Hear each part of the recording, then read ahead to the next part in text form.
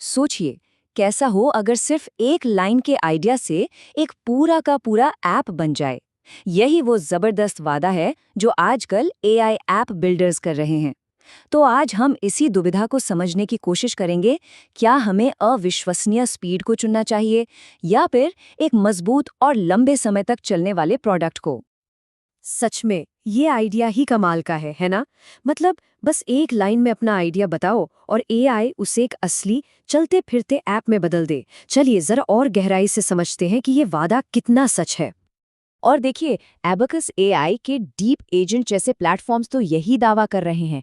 वो कहते हैं कि बड़े बड़े कॉम्प्लेक्स एप्लीकेशंस को बस वाइप कोड किया जा सकता है, चाहे वो एक एचआर टूल हो या फिर क्रेग्सलिस्ट जैसा कुछ, और वो भी पलक झपकते ही।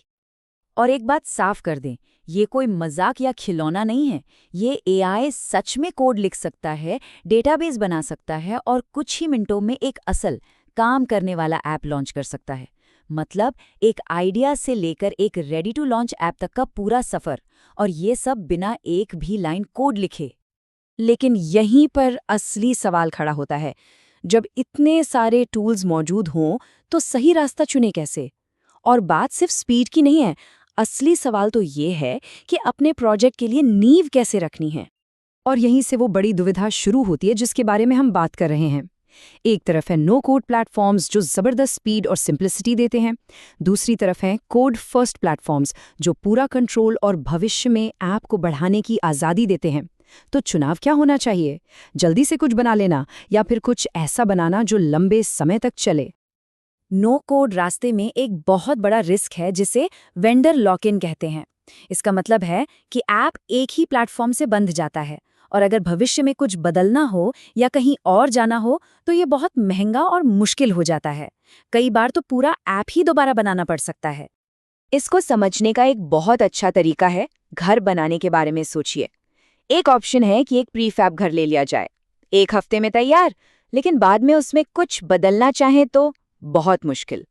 दूसरा ऑप्शन है कि एक आर्किटेक्ट का ब्लूप्रिंट लिया जाए, इसमें पूरा कंट्रोल अपना होता है, भले इसे बनाने के लिए प्रोफेशनल्स की मदद लेनी पड़े।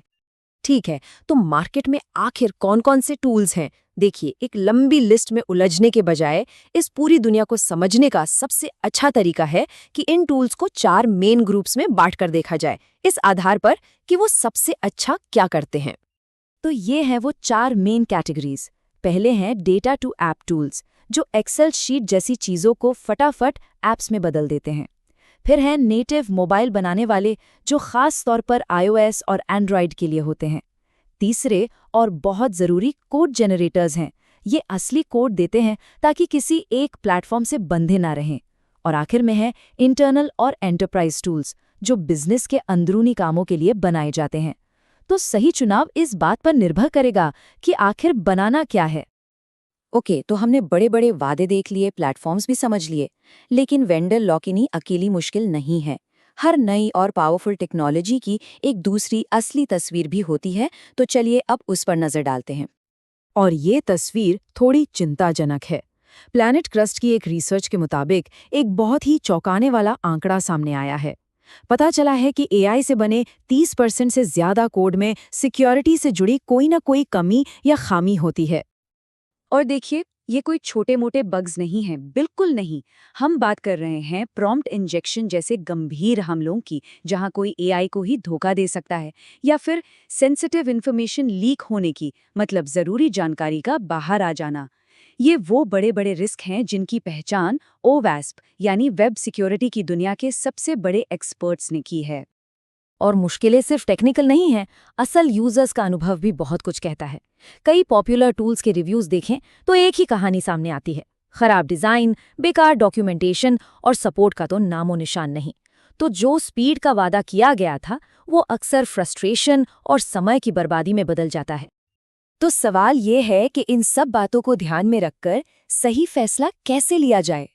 इसका जवाब है कि इस पूरी चकाचौंध से बाहर निकलकर कुछ सीधे और जरूरी सवाल खुद से पूछें, एक फ्रेमवर्क तैयार करें।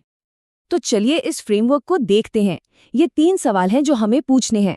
पहला, असली मकसद क्या है? क्या सिर्फ एक आइडिया को टेस्ट करने के लिए फटाफट कुछ बनाना है, या फिर ये एक असली प्रोडक्ट का पहला वर्जन है? दूसरा, टीम कैसी है?